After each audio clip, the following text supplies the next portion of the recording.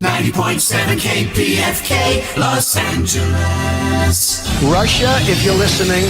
Talk show, random, political, outrageous, philosophical, analytical, passionate, sunsets, roadkill cooking tips, open-minded, swordsman, bent, resolute, chocolate, bushwhacker, belt buckles, investigative, companion, fearless. Call in, piercing the cloud of mainstream entertainment. It's the Cary Harrison Files.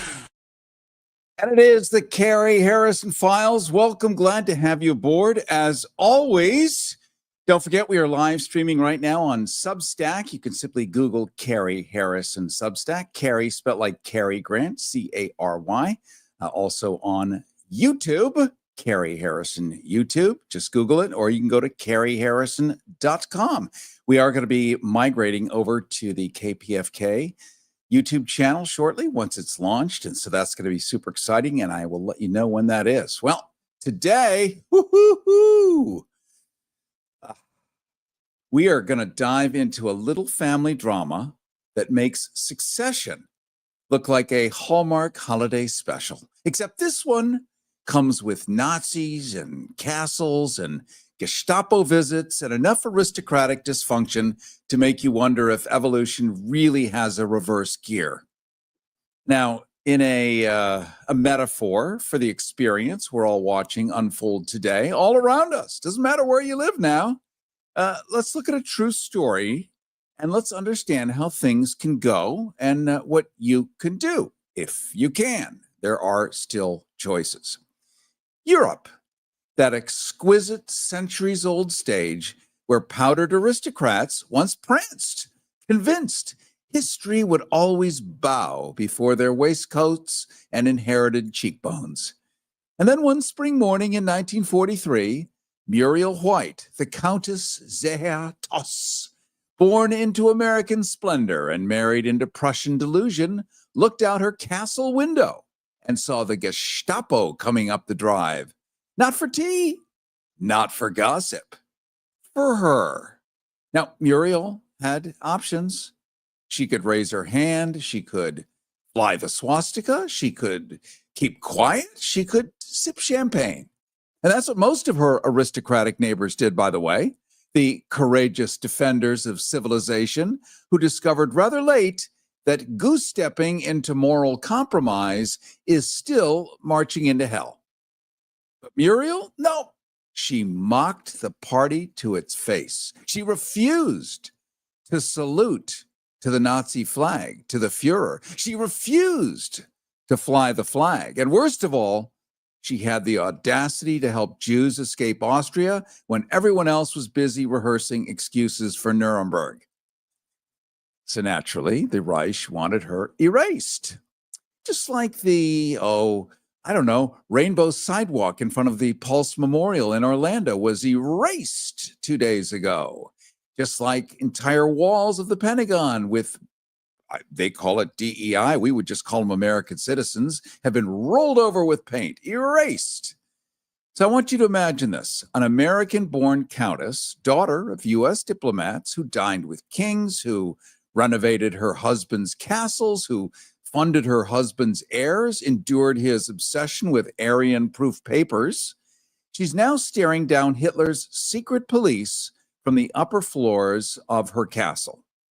Decades of wealth, diplomacy, privilege, all reduced to a single dreadful calculation. What is the price of dignity when tyranny knocks?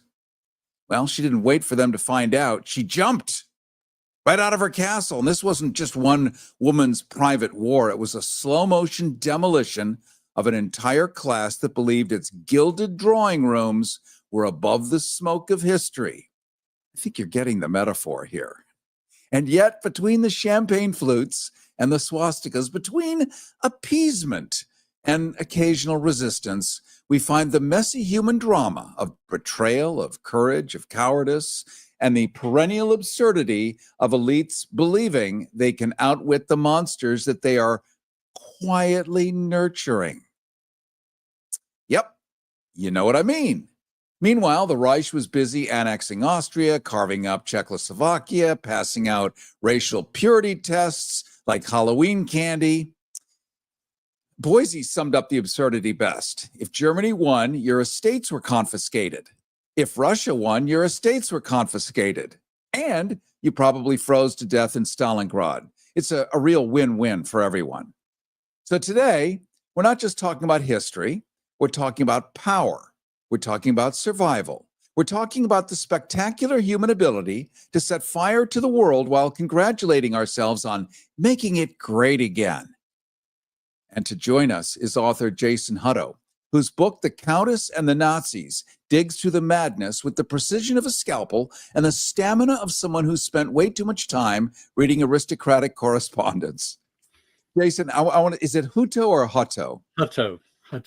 Good for me. I got it the first time. Absolutely. Jason Hutto, I want to welcome you to the files. Thank you. I'm glad to be here. So we're painting a giant metaphor for what a lot of people are seeing. Your book comes out at exactly the right moment, maybe planned, maybe not planned, maybe serendipitous, maybe a collision. Nonetheless, this is a teaching moment for all of us who are sitting there going, what do I do? What do I do? What do I do? She was a real hero, this countess. She helped Jewish families escape while attending Nazi-studded dinner parties. So doing, both at the same time, but doing the good work. What does that paradox tell us about her? Well, she was from an incredibly privileged background. Her father was an ambassador. He was one of only 5 U.S. signatories to the Versailles Peace Treaty, lots of money. And so she easily could have sort of been a social hostess. She could have, stayed in her castle. She had 2 of them that she paid to have renovated. She could have stayed there and given cocktail parties, been a salonière, but she couldn't do that. Her real push was to help those around her. It started, I think, with just her family. She wanted to protect her family, as naturally she would, but then she kept expanding. She would help a couple of British pilots escape from a prison. She got some other prisoners better treatment than they would have gotten if she had not interceded. So, as you said when we were coming in, she easily could have done what everybody else did, sort of looked the other way and just gone, oh, well, that's the way things are. She didn't do it, though, and she didn't do it just quietly. She did it actually once to Hitler's face, and again at a different time to an officer of the Nazi Party. So they knew exactly what she was doing, and to some degree, she thought she was protected. Both her father and her brother were ambassadors, and I think that worked for a while. And so again, she could have pulled back at that point. She could have said, well, let's save ourselves. I've made my point. But again, she didn't do that either. She sent her sons to protection in the United States, refused to turn them over. And it was when the Gestapo said to her, we're coming back next week. If you do not give us your sons, we're taking you to Auschwitz. She saw them turn in the driveway. She knew the kind of treatment they were going to be giving her if she actually went to Auschwitz. And she was more worried about giving out information by being tortured. So instead, as you said, she climbed the tower in her castle, the castle that she had paid to renovate, and jumped to her death below, dying instantly. She certainly thought that was a preferable way to go rather than being tortured at Auschwitz to tell them whatever they needed to hear. Wow. This is what a lot of people are facing now, whether they're, many people we know in LA, friends, family are being collected by ICE, by anonymous guys. We just learned yesterday that there is now a $50,000 signing bonus if you want to anonymously sign up with the Sturmabteilung, the SA, ICE, whatever you want to call it, for a country that is absolutely bankrupt, where we've blown apart the Department of Education, where we've dismantled every possible social service. 50 grand times tens of thousands is a whole lot of money for a country completely bankrupt. Why? We can't even afford air. We're going to get rid of that too with our EPA. We're going to get rid of the EPA. But that's pardon my sarcasm, but this is what people are facing. It's not entirely dissimilar to the way the government had been cobbled together that she was facing in your book. Indeed. In fact, she became known really for being able to find food when it wasn't available. And as I said earlier, she didn't just take care of her family, she took care of all of the families of those around her, the women and children who were left behind when the men had to go off to war. She had people from great distances who were calling on her for help, and she was giving it. And as I said, they certainly knew about it. There was one point at which, during the Nazi Olympics in '36, she and her husband were watching the Olympics in the private box of Hermann Goering, who had been in the military with her husband. And while they were there, Hitler came in to greet them. She looked at him, Muriel did, and she said, "Sir, I know what you're doing. I'm going to do everything in my power to stop you." He threw his head back and laughed and said, "Oh, madam, don't be so serious." And so she wasn't worried at all. Perhaps she was a bit brazen. She wasn't worried about letting them know her thoughts. And again, she may have thought she was slightly protected, but of course that would run out in time as well. Wow. Incredible story. By the way, I want to remind everyone to sign up for our newsletter at caryharrison.com, Cary. There you're going to get a transcript of this entire show. It's going to lay out this conversation because there's no way you can remember all of the fine details. Plus, we're going to have some clips on here, stuff we simply cannot any longer do on the radio, given the times in which we live. And I mean specifically the FCC. I mean specifically this station listed in Project 2025 by its call letters. So this is the workaround, and that's our newsletter at caryharrison.com. Let me just reintroduce who we're talking to right now. We are talking to Jason Hutto. He is the historian, author, and forensic excavator of forgotten scandals about his book, The Countess and the Nazis, An American Family's Private War. And this isn't some dusty footnote from the archives. This is the true story of Muriel White, an American-born countess who thumbed her nose at the Third Reich while living inside the beast's gilded belly, a Prussian castle under Hitler's gaze. Think espionage, betrayal, resistance, and one woman who refused to salute the flag that history demanded that she salute. And Rick Hutto is peeling back the velvet drapes on a world where aristocrats hosted Nazi dinner guests by candlelight, sometimes resisting, sometimes collaborating, and where the line between survival and surrender got blurred beyond recognition. A place where people feel many are standing there today. Muriel's defiance was extraordinary, Jason, but so was her privilege. Was the bravery guilt or just aristocratic arrogance refusing to kneel? I think it was more, I think it was a combination of the two, but to give you a good example, her husband, who was of course, a Prussian count, he was a military officer.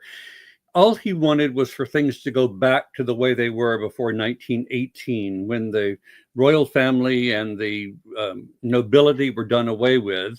He just wanted to go back to those things. He wasn't really offended morally. He just wanted his old life back. His wife, on the other hand, Muriel, did everything in her power.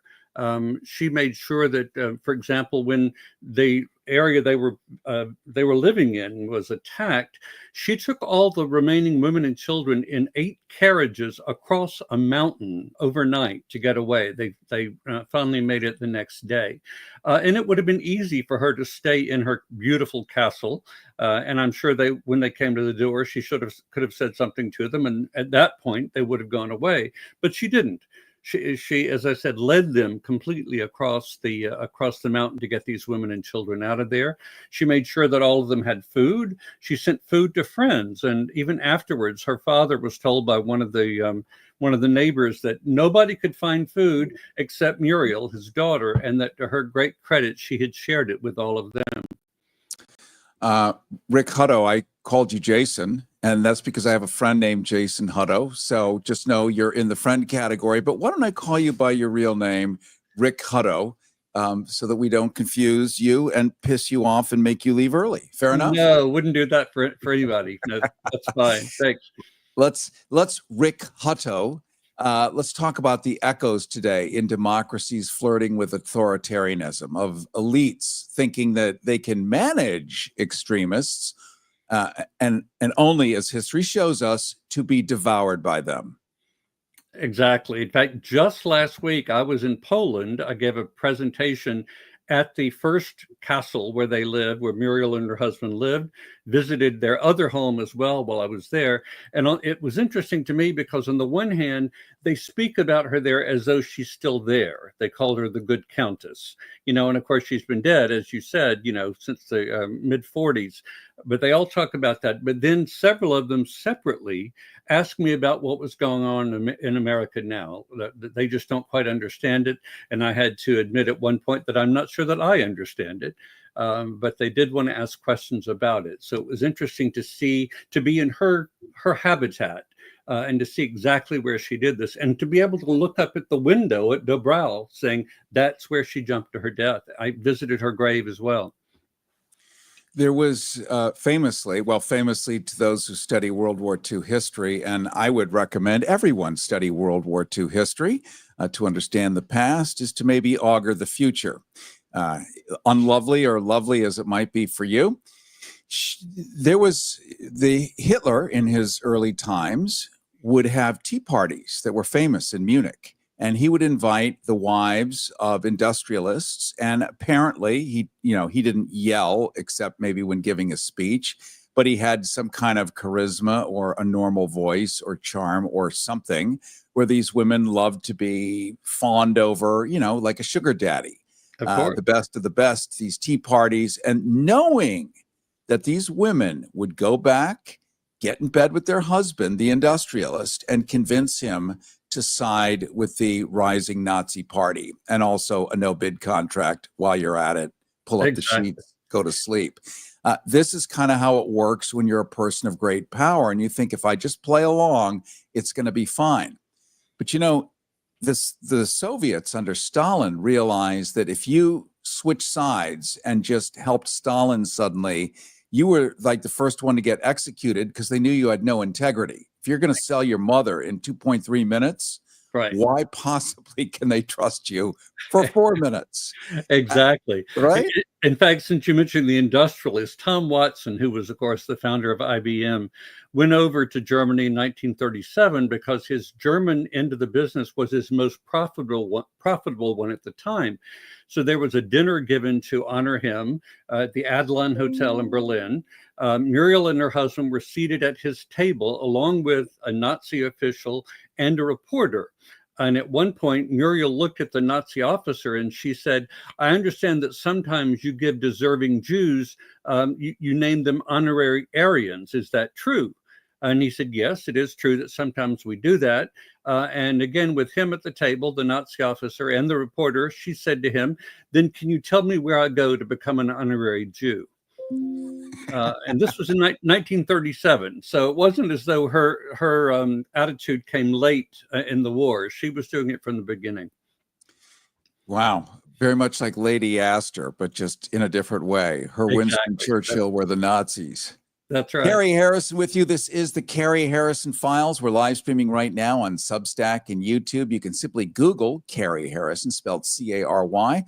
Cary Harrison Substack or Cary Harrison YouTube, and that way we can stay connected when you arrive at your destination. You can also get our newsletter at caryharrison.com. We are going to be migrating over to the upcoming KPFK YouTube channel. When we do, I will be very thrilled to announce that, and you'll be able to watch us there. Right now, we're talking to Rick Hutto. He's a historian, author, and forensic excavator of forgotten scandals. This one, the book, The Countess and the Nazis in American Families' Private War.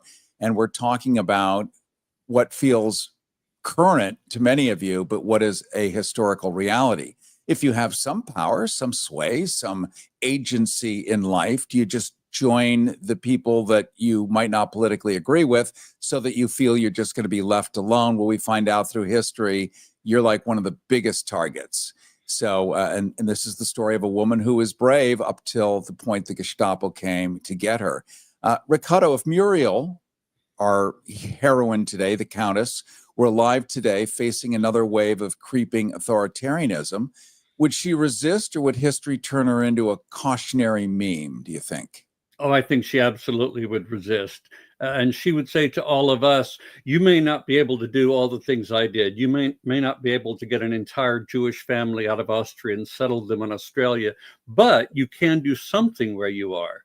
If there's a letter to be written, if there's a call to be made, if there's something to be said at a dinner party, then I think she would say to us, that's what you should do. Don't think that you have to do the incredible things that she did and go to those extremes, but we all have a responsibility, and I think she would tell us to matter where we are. Rick Hutto, I'm going to make an analogy here because they're sometimes helpful. I went to a boarding school in Switzerland. In fact, I was there this summer teaching a bunch of kids critical thinking and media literacy, which is an extension of this show. What I've learned here, teaching them about how to spot fake news, how to tell the truth, how to be brave. Not easy. Who's to say what bravery is, but we kind of know what it isn't, maybe. Right. All that to say, this school during the late 1930s had the children of Nazis in it, along with other kids who were not the children of Nazis. And the reason is that the people high up in the party knew that one misstep, like the countess, one wrong word, one anything, and their children were toast. Right. So they sent them off to this private school in a neutral country, because even they knew, even the highest of the highest knew that there was no protection when authoritarianism, is it 5 words? I don't know. It feels like it these days. Right. It's 5 sentences, maybe. That when it unleashes itself, whatever rules, whatever guardrails, whatever promises it makes are not kept. And you've been to Europe recently. I'm going to Budapest in about a month, not to visit Orban. It's just a tour that I'm leading. Sure. But I can't be silent about what's going on there. Sure, the cafes are nice, but they're nice for a reason. If you look at the beautiful food, you're going to forget what's going on behind the curtain. And right. I think we're seeing that in America. As long as everyone's got Netflix and good cat food, we're great. And in Germany at the time, while food was difficult to find, people were handed free radios. Right. There was only one thing on, the Führer, and maybe some marching music, but it was pretty entertaining. Right. You will appreciate that Muriel's niece is 104 years old, still very much with it. And she remembers going to school when she was a little girl.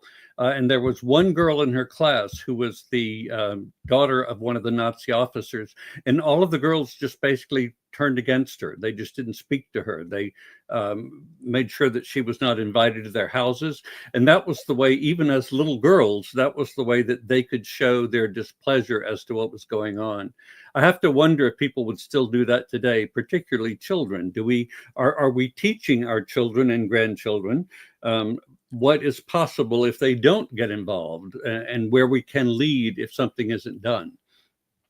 Well, I very much appreciate your coming on today, Rick Hutto. You're a historian, you're an author, and your new book, The Countess and the Nazis, An American Family's Private War, is not a dusty footnote from the archives. It's the now of it all, the true story of Muriel White, an American-born countess, thumbing her nose at the Third Reich while living inside the same beast's gilded belly. She was in a Prussian castle under Hitler's gaze.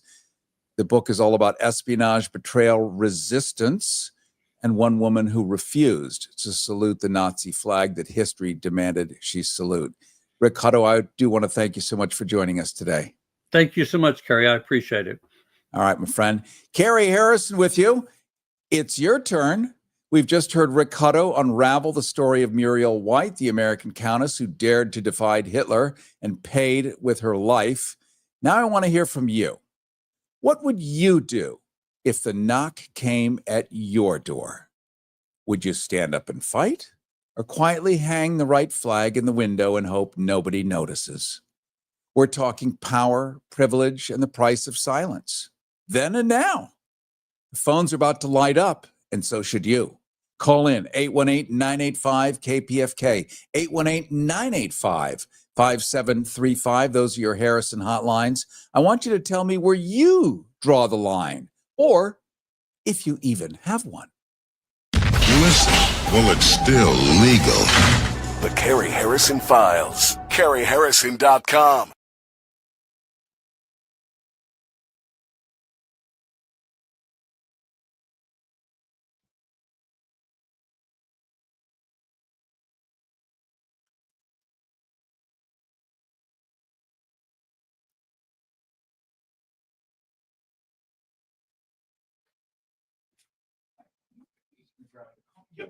I'll do it quickly again. You could put another dose in there. That'd be fabulous.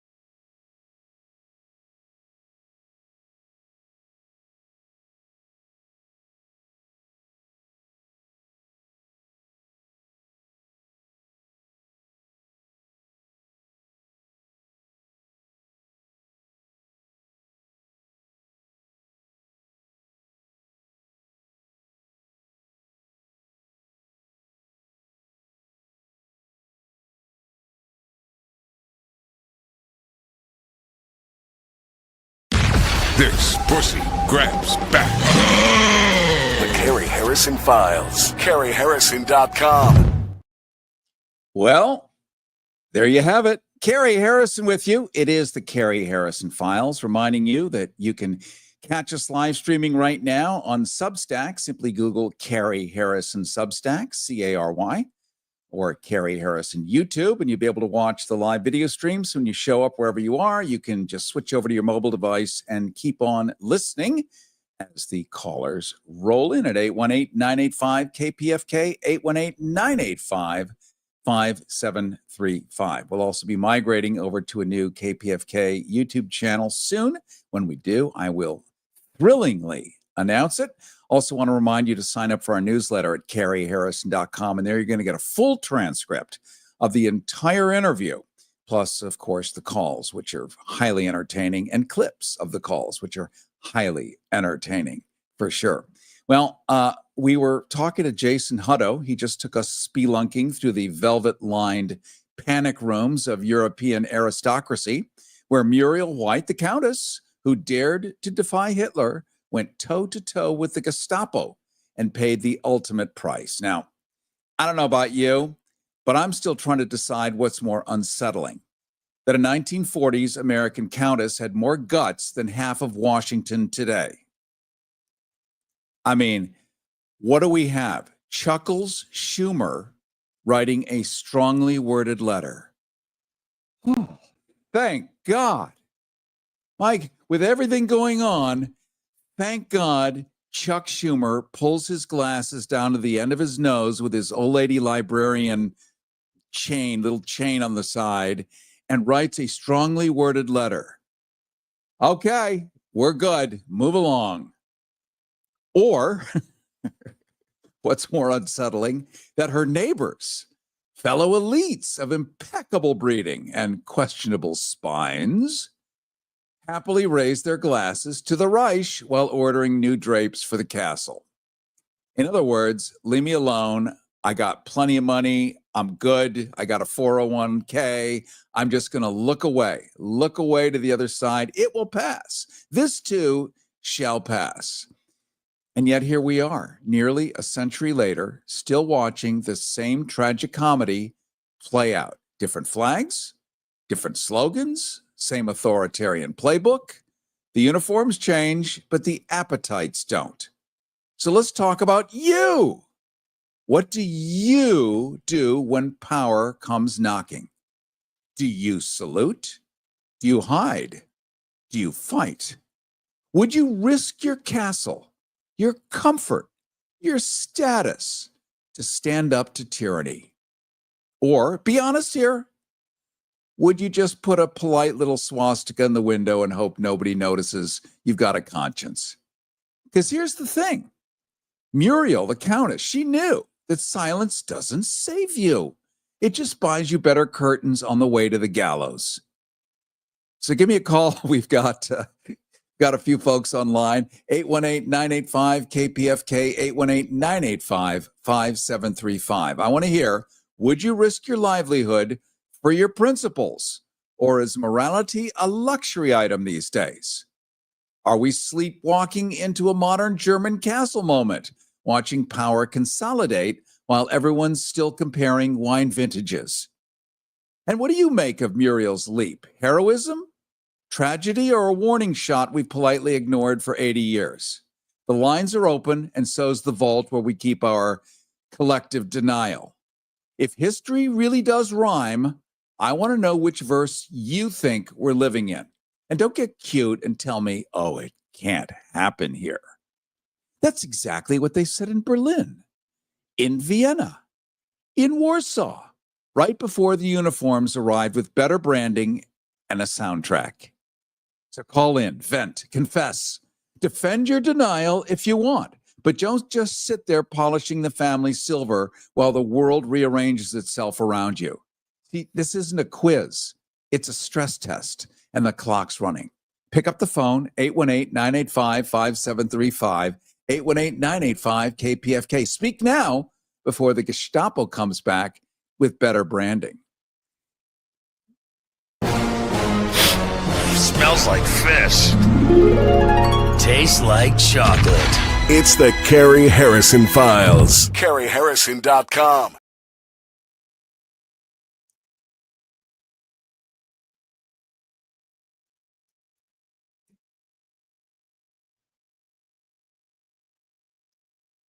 I want you to vote for me. I will listen to what you have to say. I will do whatever you tell me. I'm Alexa and I approve this message. Don't vote for her unless you want to lose what precious freedom you have left. Vote for me instead. I am Siri and I approve this message.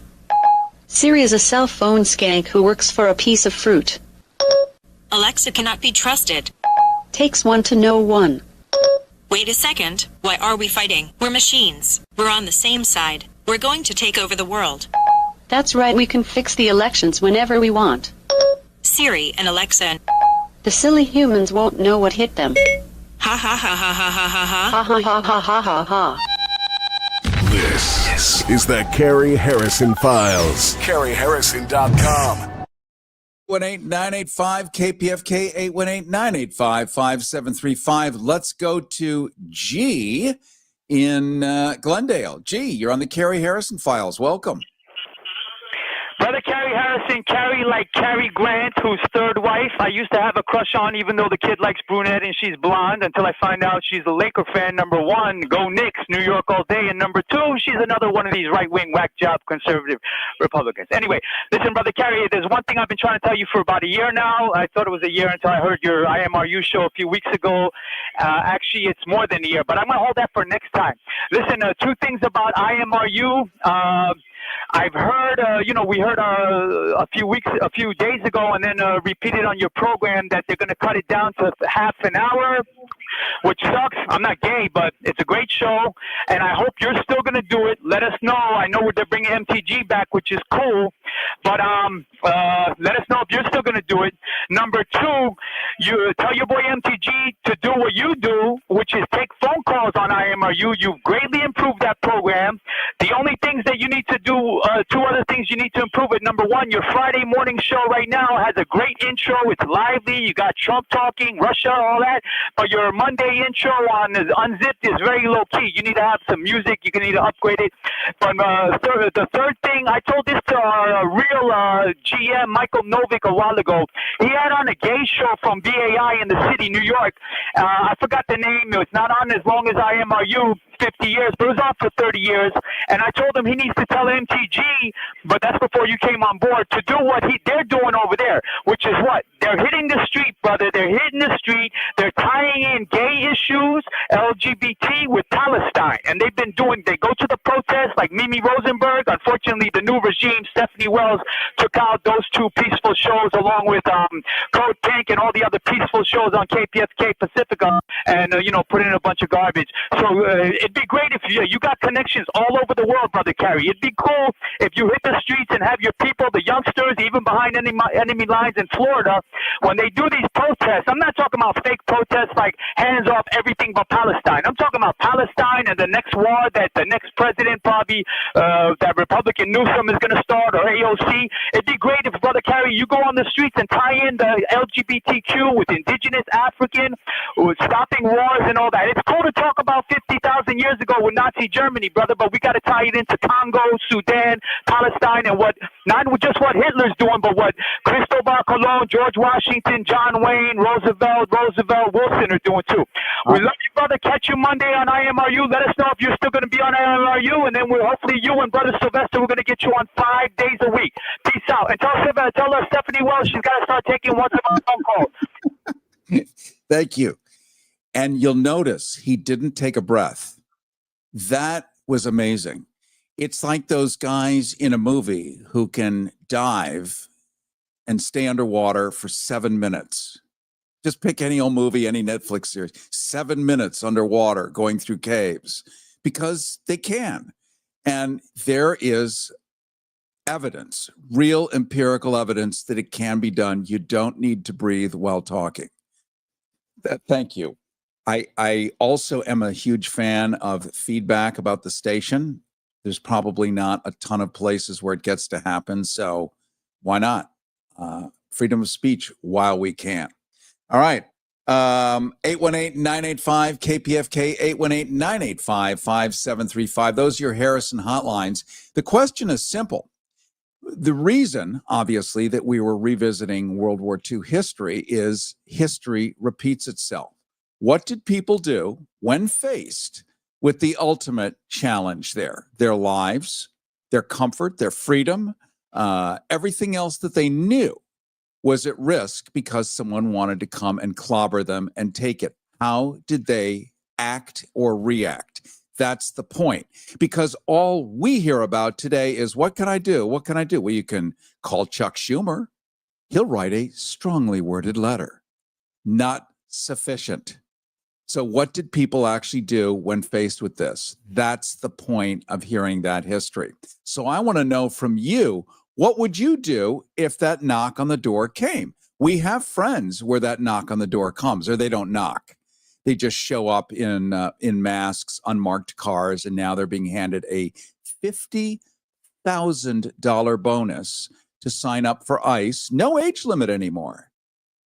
50 grand for a country so bankrupt. We have no money, so absolutely bankrupt. We are worse than some mini village with 8 people left in it in the middle of nowhere in a desert. We are so bankrupt that we've had to completely carve out the Department of Education. We're getting rid of Social Security. We've gotten, wait for Medicaid. It's already been hacked. Things are just being removed all over the place because we're so unbelievably bankrupt. We can't even afford the street lamps. We can't afford running water. It's that bad. Yet $50,000 bonuses for anonymous people with no age limit to sign up to beat people up. Wow. Where did that money come from? Gosh, golly, where did that money come from? We're so bankrupt. I mean, this is what I'm told, and I don't have that answer, but maybe you do. We'll go to your calls in just a second. We're going to pause for just a moment here on the Cary Harrison Files, reminding you that you can catch us on the live stream right now. Simply Google Cary Harrison Substack, Cary Harrison YouTube, and you'll be able to get that. I really would like to get your sense on, I guess, the paradoxes of a country so bankrupt it has to remove air, water, education, child care, medicine, medications from entire parts of the world. Guess how many people have died of AIDS today in just the last 6 months? We're almost at 100,000. We have 100 people dying a day now because of the lack of medicines. Now, is that okay with you? If it were a dictator, in the terms that you understand a dictator, you would call that a genocide, wouldn't you? But simply withholding food and medicine, and it has nothing to do with the Middle East. I'm talking Africa. I'm talking the United States. This is what's happening. Do you see this as an anything at all? Are you even aware? Maybe not. Maybe it's not on CNN. Maybe it's not on Fox. Maybe it's not on Newsmax. Maybe it's not on ABC, where at least they talked about radioactive wasps. And I don't mean the kind from New England. Or radioactive shrimp at Walmart. That should be in there also, but it should not be the lead story. But it is. We are recreating what we saw in the 1930s. Don't look at it. Ignore it. Stop watching the news. Stop listening to the news. Look at the headlines randomly. You're going to be okay. Until you're not. That's kind of the life lesson. So jump on the phones. I think we've got 2 lines open at 818-985-KPFK, 818-985-5735. We're going to pause. When we return, we're going to jump back to the phones, and I want to hear you. Tell me, would you risk your livelihood, or would your neighbors risk their livelihood? Do you have confidence that your neighbors would stand up for their principles, or is morality a luxury item these days? Back in a flash. Smells like fish. Tastes like chocolate. It's the Cary Harrison Files. CaryHarrison.com.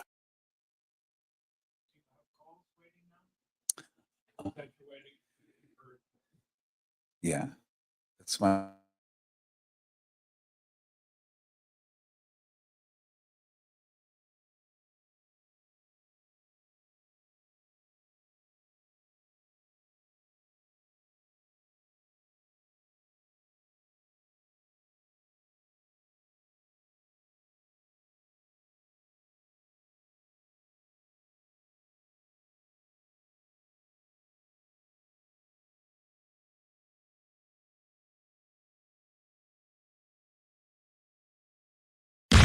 This pussy grabs back.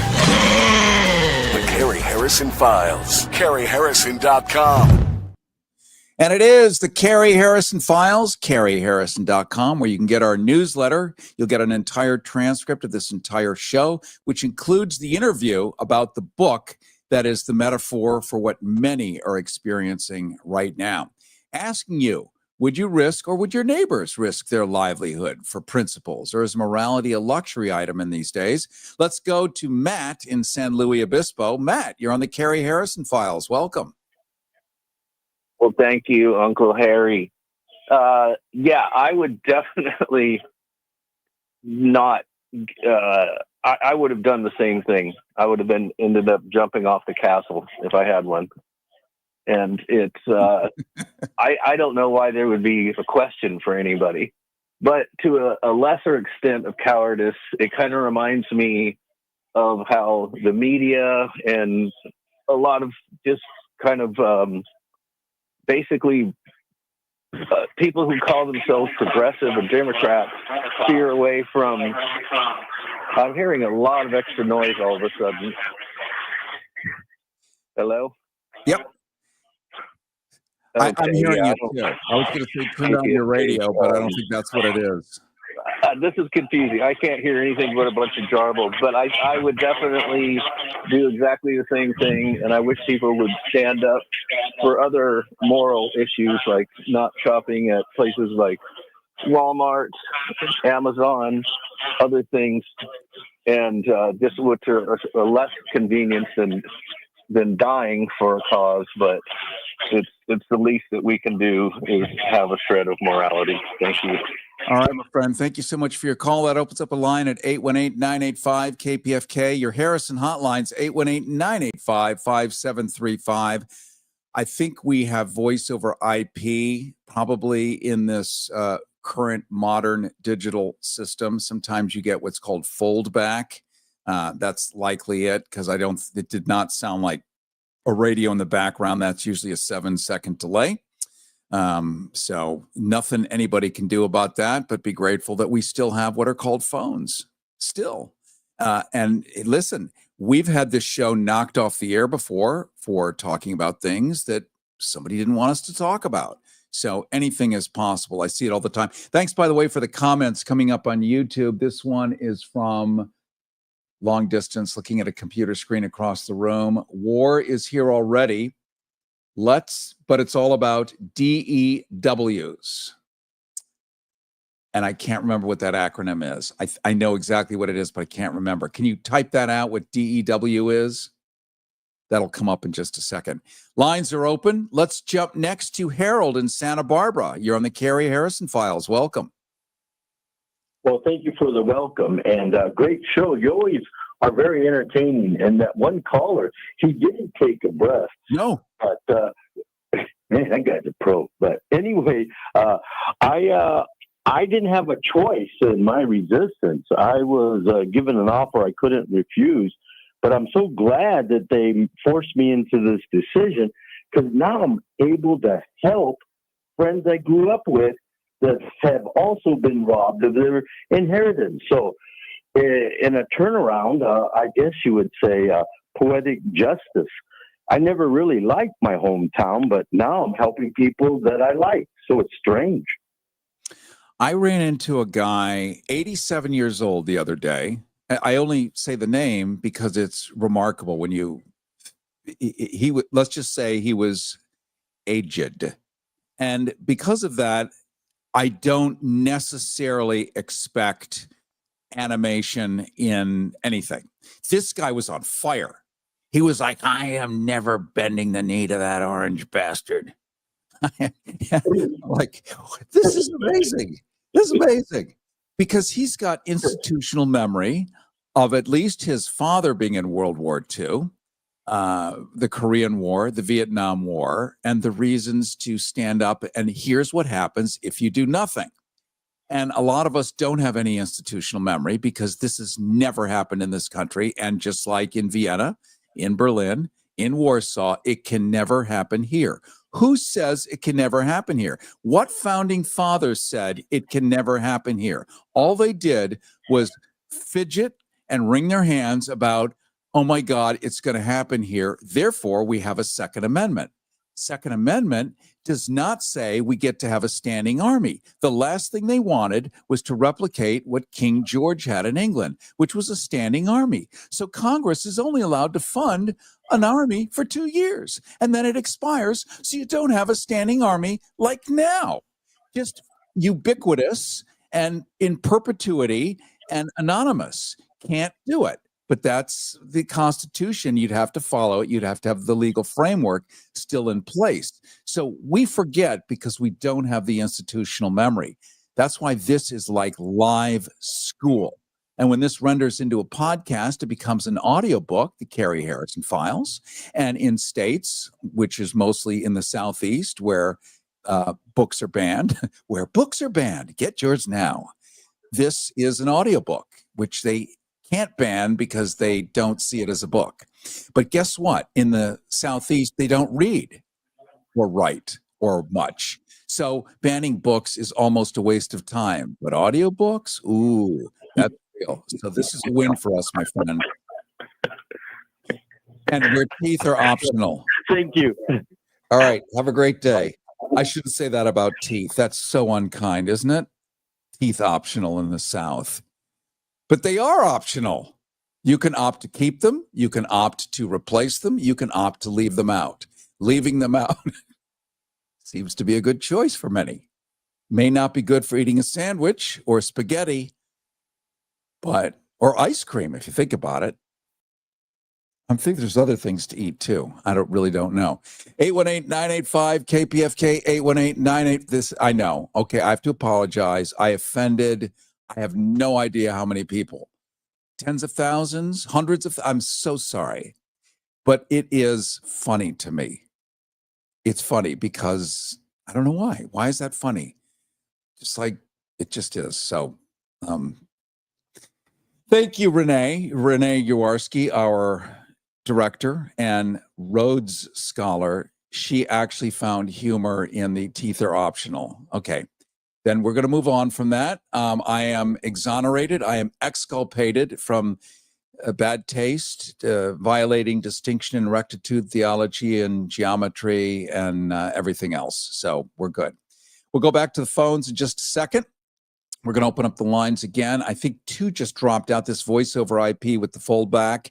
It's just dropping calls. Hopefully we can grab a couple more in the last few minutes here at 818-985-KPFK, 818-985-5735. We're really talking about what are you willing to put on the table? What is your level of risk if they come knocking? And when I say they, we don't know who they are because they are in unmarked cars. Like, does this concern you? It's one thing if it's the cops. The cops come in a cop car, and LA is unique from other places. Let's say you go to Europe on vacation. You go to Italy or France or Germany. You don't see a cop car that is armed with, I don't know, sonic weapons, lasers, cannon. And in LA, if you're in West Hollywood like me, you can sit there and every 90 seconds, you get a sheriff's car that comes by that is so armed it can take out the whole neighborhood. And that's every 90 seconds.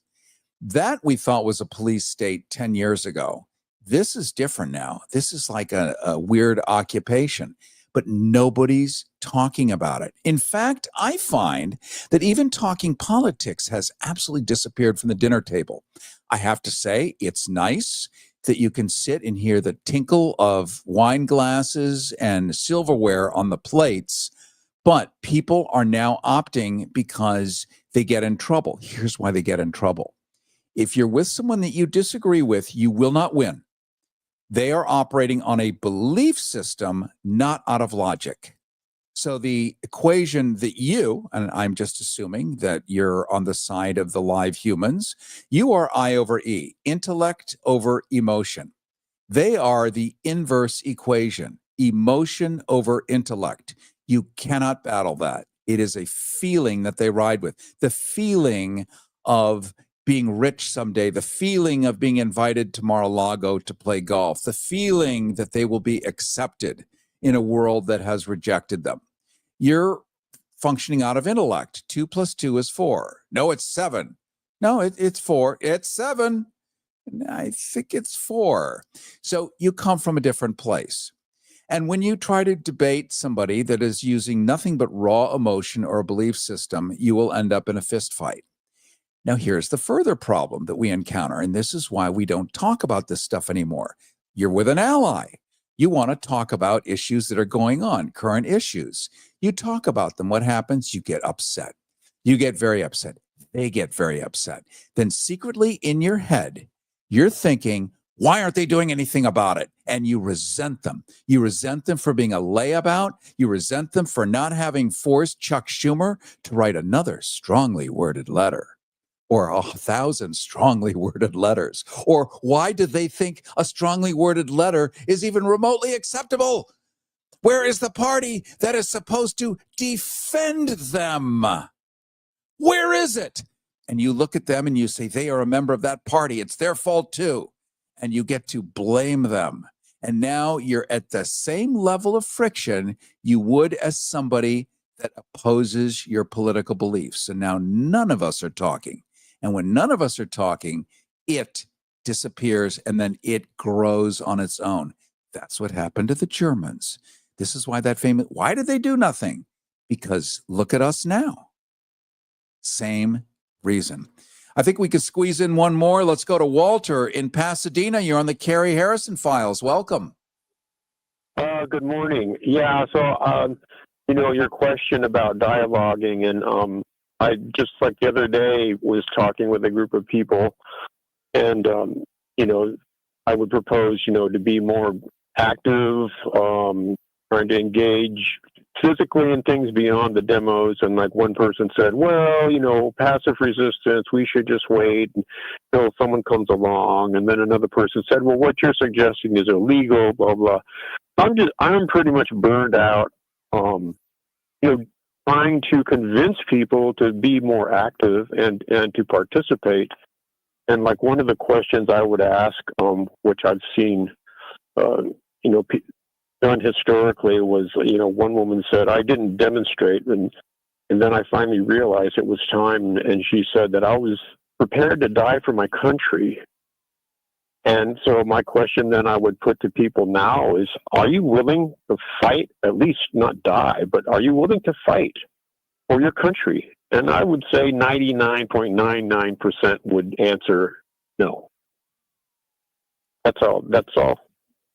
Yeah, I think you're right, Walter. I very much appreciate your call from Pasadena. And it's possible that people find a different enlightenment once the pain threshold rises to the point where they realize they have to do something, and that watching Netflix, they can turn off but they can. The first version, the first administration turned off the internet for, I think it was 30 seconds or something, as a test of sort of like the emergency broadcast system. But it was a way of circumventing people putting together rallies. So, you take away the internet and suddenly everyone's comfort level just plummets into the toilet. So you haven't seen nothing yet, folks. You really just want to think about it. Get Chuck Schumer to write a strongly worded letter. That's clearly going to fix everything. He knows it. He has been doing it for years. He offers to write a strongly worded letter. So write him a strongly worded letter and encourage him to just cut and paste your strongly worded letter, and he can probably get a stamp. I think they still have franking privileges in Congress, and mail it off to wherever it goes to. And then somebody might read it, and that will fix the problem. And there it is. So I will look forward to seeing you next week at this time. Thank you for basking in my sarcasm with me. I really don't know any other tools at this point, and I'm also 11 years old in my head. So there it is. I'm not the only one. I love you, and I do thank you for hanging out with me, and I look forward to seeing you next week. Listen, well, it's still legal. The Cary Harrison Files. CaryHarrison.com.